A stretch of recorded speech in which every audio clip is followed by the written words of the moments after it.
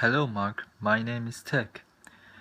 I'm from the freshman English class and my student number is S04410111. Today I'm going to read a speech of Curzan, What Makes a Word Real?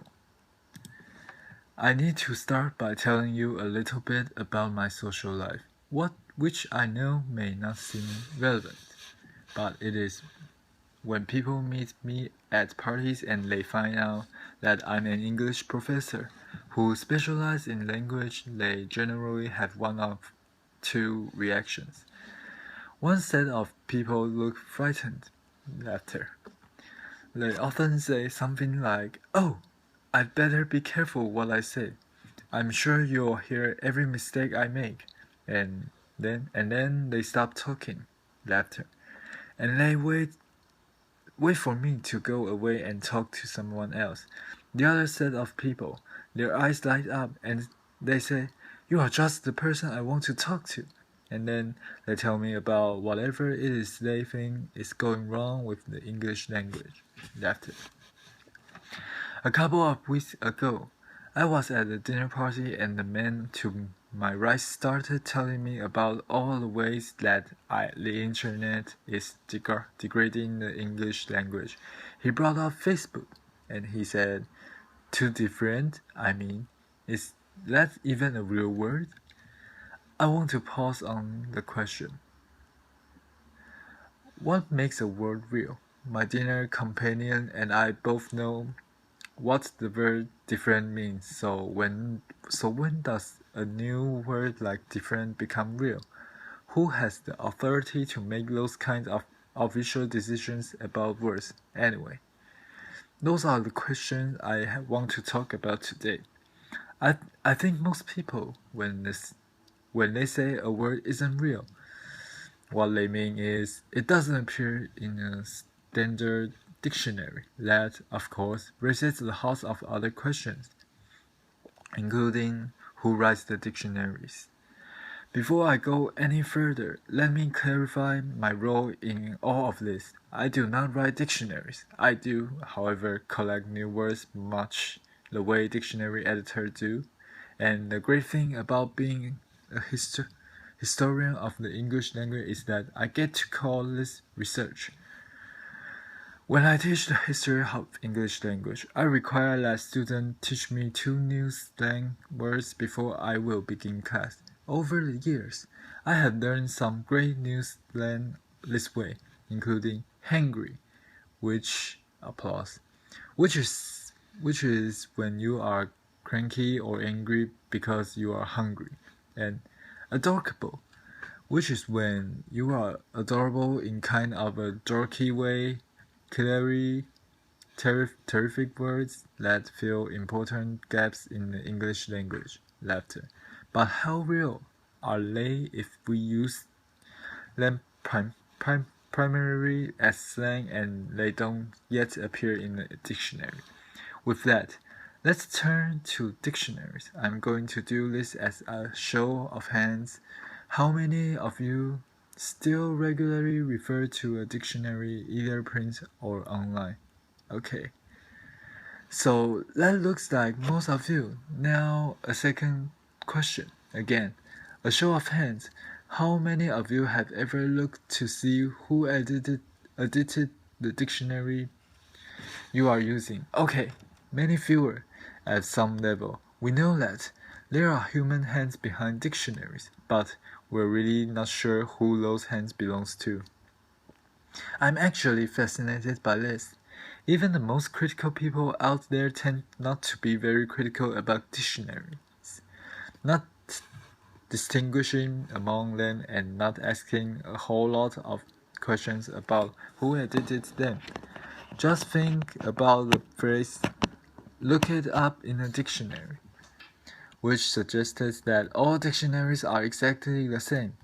Consider the library here on campus, where you go into the reading room, and there is a large, unabridged dictionary up on a pedestal in this place of honor and respect lying open so We can go stand before it to get answers.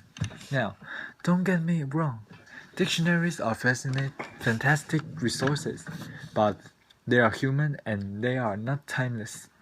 I'm struck as a teacher that we tell students to critically question every text they read, every website they visit, except dictionaries, which we tend to treat as unauthored, as if they came from nowhere to give us answers about what words really mean.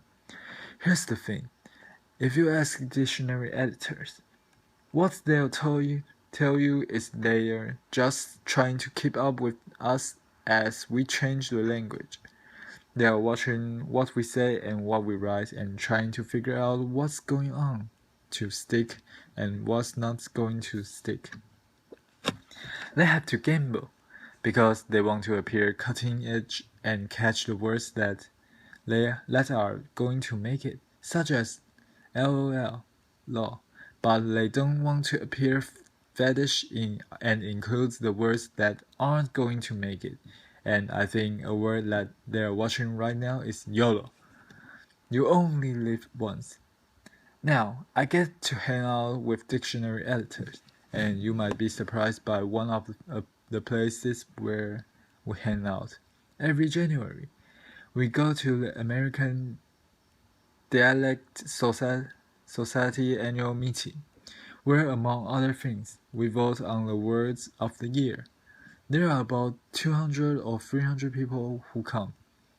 Some of the best-known linguists is in the United States. To give you a sense of the flavor of the meeting, it occurs right before happy hour. Anyone who comes can vote. The most important rule is that you can vote with only one hand. In the past, some of the winners have been tweeted in 2009 and hashtag in 2012. Chat was the word of the year in the year 2000. Because who knew what a chat was before 2000 and WMD in 2002? Now, we have other categories in which we vote too, and my favorite category is most creative word of the year. Past winners in the category have included Recombobulation Area, which is the Milwaukee Airport after security, where you can recombobulate laughter. You can put your belt back on, put your computer back in your bag, and then my all-time favorite word at this vote, which is multi-slacking, laughter.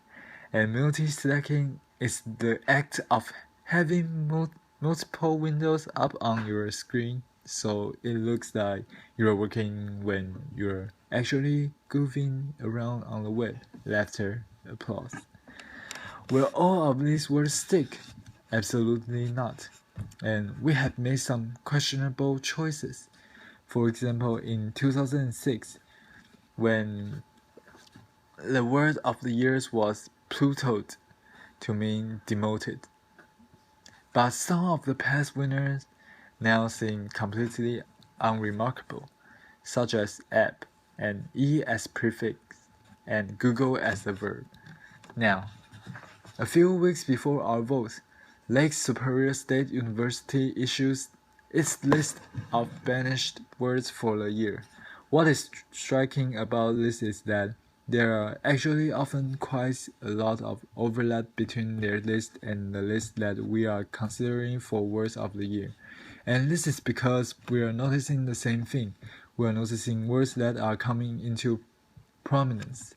It is really a question of attitude. Are you bothered by language fads and language change, or do you find it fun, interesting, something worthy of study as part of living language? The list by Lake Superior State University continues a fairly long tradition in English of complaints about new words. So, here is a Dean Henry offered in 1875, who was very concerned that desirability is really a terrible word. In 1760, Benjamin Franklin wrote a letter to David Hume giving up the word colonize as bad. Over the years, we have also seen worries about new pronunciations. Here is Samuel Roger in 1855, who is concerned about the same fashionable pronunciations that he finds offensive, and he said, as if contemplates were not bad enough. Balcony makes me sick. Laughter. The word is borrowed from Italian, and it was pronounced balcony. These complaints now strike us as quaint, if not downright adorable. But here's the thing. We still get quite worked up about language change. I have an entire file in my office of newspaper articles which express concern about illegitimate words that should not have been included in the dictionary, including LOL, when it got into the Oxford English Dictionary, and different when it got into the Oxford American Dictionary.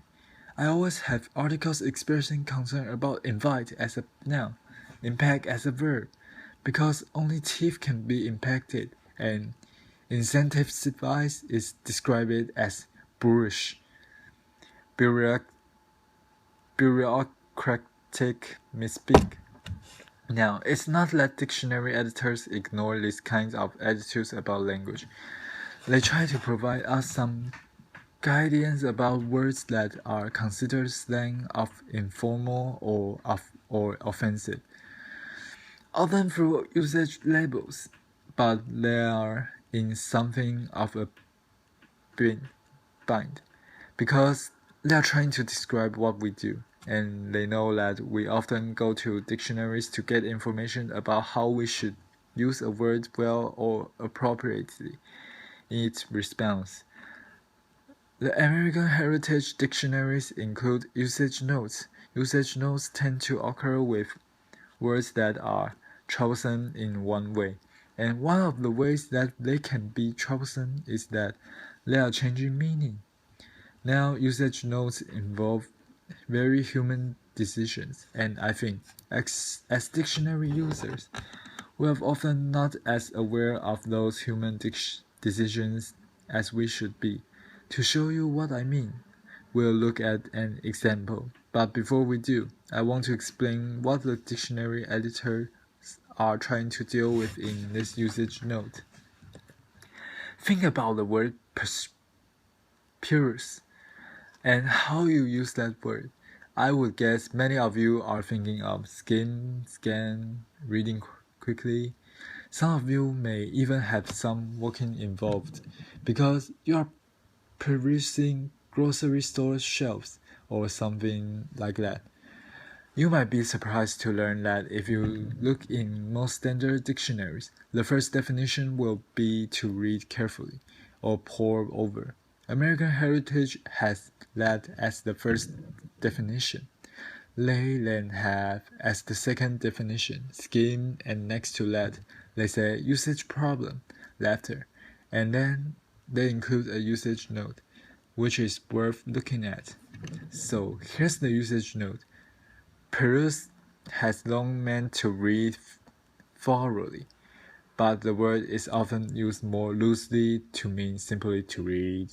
Further extension of the word to mean to glance over, skim, has traditionally been considered an error, but our ballot results suggest that it is becoming somewhat more acceptable. When asked about the sentence, I only had a moment to peruse the manual quickly.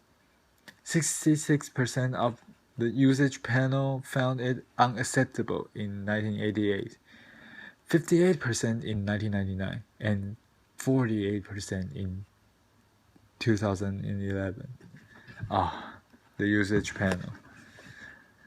The trusted body of language authorities who is getting more lenient about this. Now, what I hope you're thinking right now is, wait, who's on the usage panel and what should I do with their pronouncement? If you look in front of Matter of American Heritage dictionaries, you can actually find the names of the people on the usage panel. But who looks at the front matter of dictionaries? There are about 200 people on the usage panel.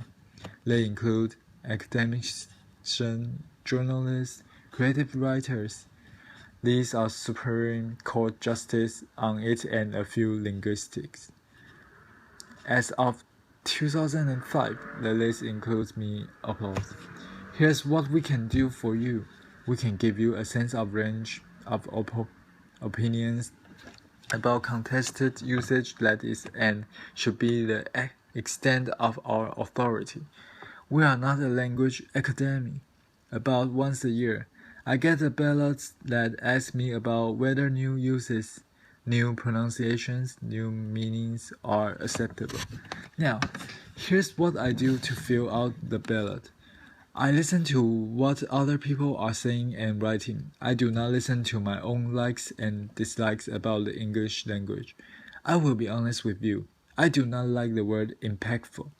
But that is neither here nor there is in terms of whether impactful is becoming common usage and becoming more acceptable in written prose. So, to be responsible, what I do is go look at usage, which often involves going to look at online databases such as Google Books. Well, if you look for impactful in Google Books, here is what you find. Well, it sure looks like impactful is proving useful for a certain number of writers and has become more and more useful over the last 20 years. Now, there are going to be changes that all of us don't like in the language. There are going to be changes where you think, really? Does the language have to change that way? What I'm saying is, we should be less quick to decide that change is terrible. We should be less quick to impose our likes and dislikes about words on other people. And we should be entirely reluctant to think that the English language is in trouble. It's not. It is rich and vibrant and filled with the creativity of the speakers who speak it. In retrospect, we think it's fascinating that the word nice used to mean silly and that the word decimate used to mean kill 1 in every 10 left. We think that Ben Franklin was being silly to worry about notice as a verb. Well, you know what? We are going to look pretty silly in 100 years for worrying about impact as a verb and invite as the noun. The language is not going to change so fast that we can't keep up. Language just doesn't work that way. I hope that what you can do is find language change not worrisome, but fun and fascinating. Just the way dictionary editors do. I hope you can enjoy being part of a creativity that is continually remaking our language and keeping it robust. So, how does a word get into a dictionary? It gets in because we use it and we keep using it. And dictionary editors are paying attention to us.